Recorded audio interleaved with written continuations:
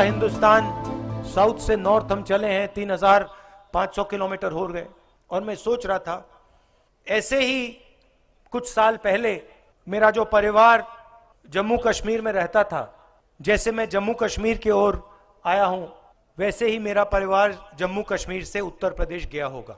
और मैं सोच रहा था देखो मैं अपने घर वापस जा रहा हूं और जिस धरती से मेरा परिवार आया उस धरती की ओर मैं वापस पैदल जा रहा हूं।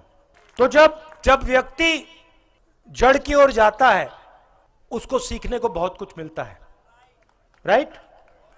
अपने बारे में, अपने लोगों के बारे में, अपने देश के बारे में। तो अगले 9 दिन मैं यहां आपसे सीखने आया हूं, मैं आपको कुछ बताने नहीं आया हूं। मैं जानता हूं कि जम्मू कश्मीर के लोगों ने कितना दुख सहा है, मैं समझता हूं। और सबको चोट लगी है, सबने दुख सहा है, सबने दुख देखा है। और मैं सर झुकाकर आपकी जमीन में आया हूं।